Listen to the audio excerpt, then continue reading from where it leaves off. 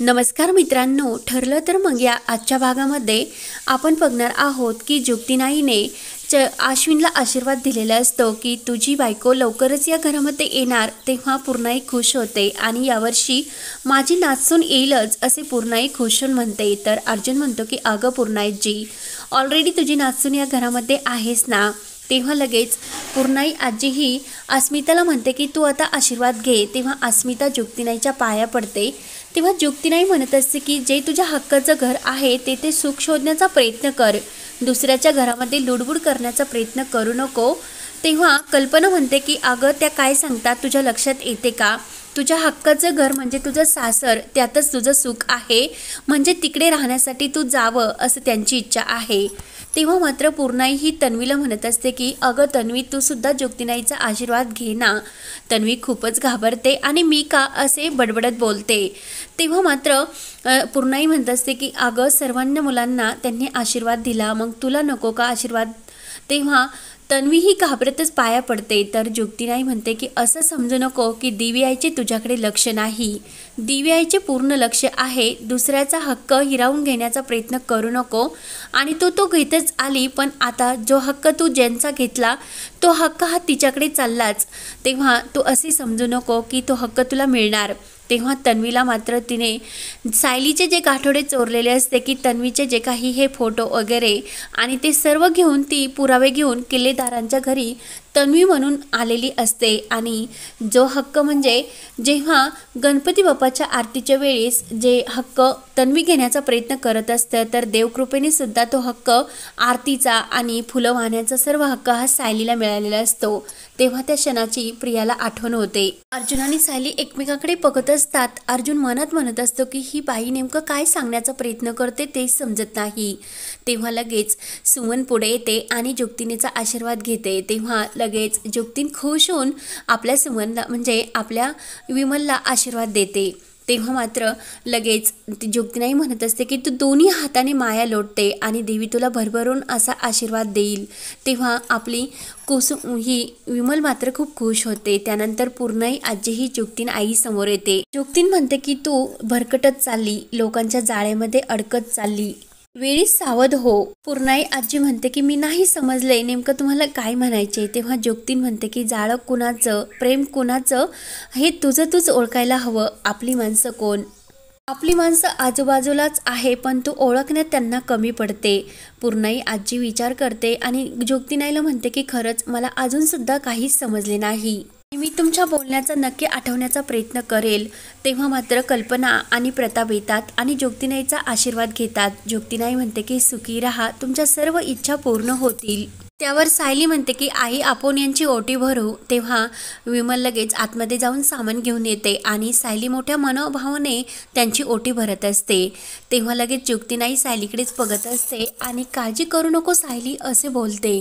तेव्हा मात्र सर्वांना धक्का बसतो। अस्मिता विचार करते की हिला सायलीचं नाव कसे माहिती, नक्की ही देवीच बोलते की काय। त्यावर जुक्तीनाई म्हणते की तुला खूप मोठे असे अग्निदिव्याला तोंड द्यावे लागणार, पण तुझ्यामध्ये इतकी मोठी पावित्र्य शक्ती आहे की तू सर्वांशी मुकाबला करशील। दिवी आईवर विश्वास ठेव, सर्व काही तुझ्या इच्छा आकांक्षा पूर्ण होतील, घाबरू नकोस।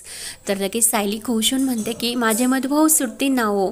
तेव्हा लगेच जुक्तीन म्हणत असते की अगं दिवी आई कधी कुणाची परीक्षा बघत नाही आणि एक कितीही काळ कोसला तरी एक असा उजेडाचा प्रकाश मात्र ती पाठवतेस। तुझ्या भविष्यात लख प्रकाश आहे, तू काळजी करू नको, देवीची कृपा कायम तुझ्यावर राहील। म्हणून जुक्तीनाई सायलीच्या डोक्यावर हात ठेवून भरभरून तिला आशीर्वाद देते आणि तेथून जायला निघते। देवी आईचा उदय उदय असे मोठ्याने ती सर्वांना म्हणायला लावते आणि सर्वजण देवी आईचा उदय उदय असे करत जुक्तीन तेथून निघून जाते। तेव्हा मात्र अर्जुन आणि सायली एकमेकांकडे बघतच असतात। त्यानंतर इकडे जो काही तो गुंड असतो, तेव्हा महिपतच्या माणसाने त्या गुंडाला धरून आणलेले असतात आणि ते गुंड महिपतच्या ताब्यामध्ये त्या माणसाला देतात आणि लगेच तेथून ते निघून जातात तर तो गुंड म्हणत असतो की माझ्या माणसाने त्या सायलीला मारण्याचा खूप प्रयत्न केला होता, पण काय झाले कुणास ठाऊक, प्लीज मला सोडा. तेव्हा महिपत त्याच्याकडे रागाने बघत असतो. नंतर इकडे प्रिया रागाने घरी जायला निघलेली असते. अस्मिता म्हणते की अगं थांब, आपण त्या अर्जुन आणि सायली हे लग्नाचे नाटक करतात, खोटं लग्न त्यांनी केलेले आहे याचे प्रूफ काही शोधून काढू. प्रिया म्हणत असते की आता काय शोधणार, त्या ज्योतिनाईने जे आहे ते अगोदर ऑलरेडी सर्व काही सांगून टाकले, मग आता तर आपण ती कसे घडणार, प्रत्येक गोष्ट आपल्या विरोधात घडते. त्या ज्योतिनाईने त्यांना मूल होण्याचा सुद्धा आशीर्वाद दिला आणि अर्जुनने तर सायलीशी दुसऱ्यांदा लग्न सुद्धा केले, त्यामुळे आता काहीच शक्य नाही. म्हणून प्रिया रागाने तेथून निघून जाते. अस्मिताला खूप असे टेन्शन येते. त्यानंतर इकडे महिपत त्या माणसाला चिरडून म्हणत असतो की मी तुला सांगितले होते, ह्यावेळेस त्या सायलीला मारण्यात काही चूक जर केली तर तुझे मी तुकडे तुकडे करील. म्हणून महिपत त्या माणसाला खूप असा चिरडून हा मारण्याचा प्रयत्न करत असतो. त्याचवेळी तेथे साक्षी येते. साक्षी म्हणते की अण्णा हे काय करता तुम्हीच. तेव्हा तो माणूस लगेच घाबरून तेथून पळून जातो आणि कसाबसा महिपतच्या ताब्यातून सुटतो. तेव्हा साक्षी म्हणते की अण्णा हे काय करतात, आता तुम्ही याचासुद्धा जीव घेतात का, आणखीन हे प्रकरण कॉम्प्लिकेटेड करू नका. तर लगेच अण्णा म्हणतात की याने त्या 1.5 दमडीच्या सायलीला मारता सुद्धा त्याला आले नाही आणि मी त्याला सोडणार नाही. त्यानंतर इकडे अर्जुन सायली रूममध्ये असतात. सायली म्हणत असते की सर त्या ज्योतिनाईने काय आशीर्वाद दिला माहिती आहे ना, आणि त्या असं का म्हटलं असेल की आपण दोघंजण नवरा बायको असण्याचं खोटं नाटक करतो. अर्जुन सायलीला समजावतो आणि त्या म्हटल्याने आपण प्रत्येकजण नाटक करतच असतो. तर सायली पुढे म्हणते की आओ आईंना तर त्यांनी 1 वर्षात बाळ या घरामध्ये खेळणार असा सुद्धा आशीर्वाद दिला. तर लगेच तेवढ्यात कल्पनाही दरवाजा वाजवते आणि आतमध्ये येऊ का असे विचारते. अर्जुन आणि सायली धक्क्यानेच एकमेकांकडे बघत असतात. कल्पना म्हणते की मला तुमच्याशी खास बोलवायचे. अर्जुन आणि सायली खूपच घाबरतात. तर कल्पना म्हणते की असे समोर बसा आणि कल्पना हसायला लागते. तेव्हा अर्जुन आणि सायलीच्या जीवात जीव येतो. कल्पना म्हणते की ज्योतिनाईच्या तोंडातून देवी बोलतात, म्हणजे देवी बोलते असे काही म्हणतात आणि तिने काय आशीर्वाद दिला की ह्या वर्षाच्या आतमध्ये आपल्या घरामध्ये पाळणा हलणार, मग तुम्ही त्या तयारीला लागायचे आणि मला लवकरच या वर्षात नातवंड हवं आणि जे काही प्लॅन वगैरे करत असताल तर ते आता बंद करा आणि लवकरच त्या तयारीला लागा. तर कल्पनासुद्धा त्या दोघांना आशीर्वाद देते. तर अर्जुन सायली एकमेकांकडे बघतच राहतात.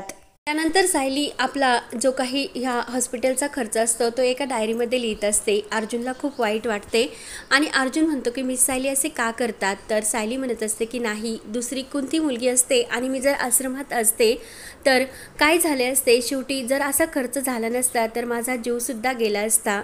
तर हा भाग येथे संपतो. पुढील भागामध्ये नागराज आणि जे काही तन्वी असतात ते बोलत असतात की त्या माणसाला साधं सायलीला मारता आले नाही. तर रविराजने हे बोलणे ऐकलेले असते आणि रविराज समोर शेवटी नागराज आणि सायली यांचे सत्य आलेले असते, म्हणजे तन्वीचे. तेव्हा आता पुढे काय होणार हे पाहण्यासाठी चॅनलला नक्की सबस्क्राईब करत राहा. धन्यवाद.